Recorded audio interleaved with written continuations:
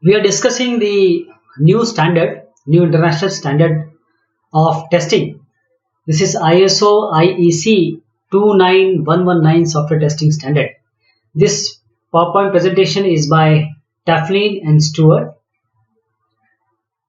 So we will be discussing the overview of ISO IEC 2919, the applicability, the recent developments, and the timeline.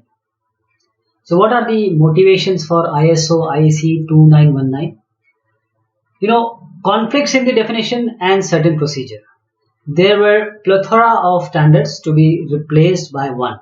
We had IEEE 829, IEEE 1008, the BS standard 7925, 1 and 2, IEEE 1028.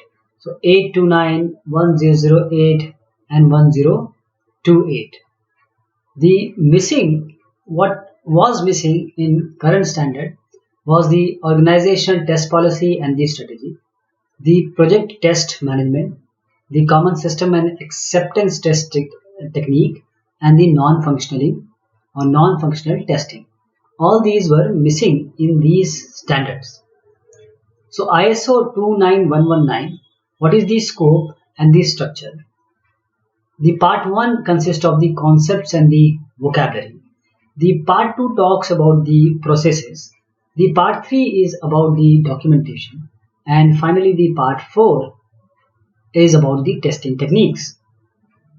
Now, part 1, this concepts and vocabulary from BS 7925, BS 7925. This is 1, this is 2. So testing technique, somewhere these all affect or the important parts have been taken. The BS 79252 and IEEE 1008, they talk about the processes, and the documentation, of course, is IEEE 829. So for the first part, that is the concepts and vocabulary, the concepts in the software testing, it introduces, or in software testing is introduced, introduction to software engineering. This concepts and vocabulary also consist of relationship between the testing, development, and the maintenance, and the implication of various life cycle models, and what are the approaches to testing.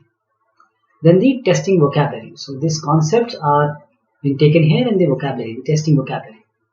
So the testing process, that is the part 2. In this we have organizational test process, the test management processes, the static and dynamic processes, dynamic test processes. How to instantiate the testing process? As we just saw this, the organization test processes, they talk about the test policy, means the organization test policy. This organization test policy give rise to the test strategy, that is the organization test process. Then the organization test strategy will be fed to the project or test management processes, where we produce the project test plan, the control directives, and then we come to the unit, system, acceptance, performance, usability, etc. All those type of testing which are available, which should be applied on that software, and the test management processes. And this gives the level or test level plans to the unit, system, acceptance, performance, usability, dynamic test processes. And once this is done, the test measures are fed back. These test measures, along with the test level test completion reports and the level test plan, is fed back, and the feedback on organization test strategy, then it is given to the organization test policy. These are the feedback. Okay, so the dynamic test processes consider to this part, and the test management process consider to these two parts. The organization test process, how it proceeds. First, we develop a test specification, test case, or the testing, we can call it as the developing of test specification. Then we prepare a draft test specification, and then gain consensus on test specification. When these test specifications are approved, we publish the test specification. Now this published test specification goes out to monitor and control use of test specification. In this, we review the test specification, and depending upon if no change is required, if certain revision is required, we update the test specification. We again give it back to the updated test specification to monitor and controls user specification, test specification, unless they are reviewed and tested. This reviewing of test specification is complete, and then this is fed back again to the if some major revision is required, again fed back to the development of test specification. This is how the organization test process proceeds. In the test management process, we have organization test processes. So this organization test document, this is the test document. Now the test management process does what? The test planning is done. The test plan is given to the test and monitoring control. If certain updates are there, it is fed back again and again till the testing and monitoring and control is done. Then the test is completed. Then the completion report is being given. This is the activity diagram. Then the test plan or control directives are given to the static test processes. These test measures are again fed back to the test management process. The test management process now take the test plan and control directives. It gives back again the test plan, test completion report, and the test measures. In the dynamic test processes case, the test plan control directives are taken and the test measures are fed back. And finally, the feedback on the organization test documentation is fed back to the organization test processes. In the test planning process, what is being done? First, we understand the context, the scope. Then we organize a test plan document or development. Then we identify and analyze the risk. The analyzed risks are fed back to the identifying of risk treatment approaches. The treatment approaches are given to the design test strategy. This strategy determines staffing and scheduling. And then this schedule, staffing and profile is to be made as document test plan. The draft test plan is given to gain consensus on test plan. And the approved test plan is given so that it can be published. This is how the testing planning process proceeds. In the test monitoring and control process, the test plan is set up. The test measures are given to the monitor. Now, this test progress information in the form of report. These test status report can be directly completed, or if we have certain control, this report takes care of the control and the monitoring. The report is control and finally this is the result. In between the test processes, the dynamic, static and management, these measures are also being taken care. And the control directives are also being taken care. So this is how the test monitoring and control takes place while the test is actually completing. So this is the testing which is complete.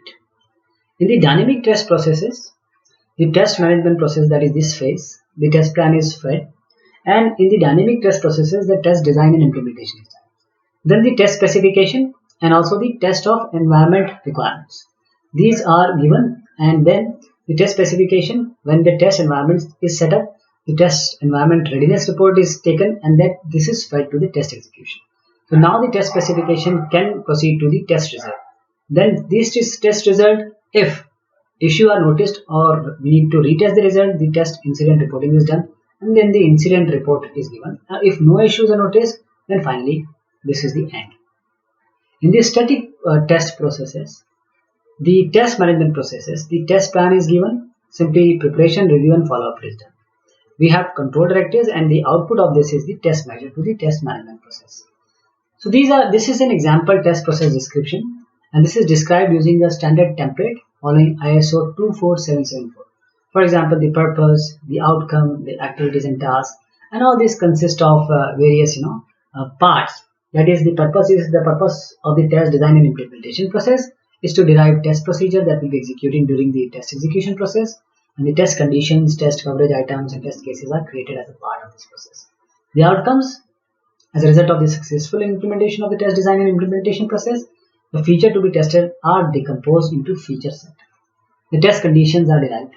The test coverage items are derived. The test cases are derived. The test sets are assembled and test procedures are derived. In the activities and tasks, the testers shall implement certain activities and tasks in accordance with the applicable organization policies and procedures with respect to the test design and implementation process, which is the identification of feature set, deriving of test condition, deriving of test coverage item, deriving of test cases, assembling of test sets, and deriving the test procedures.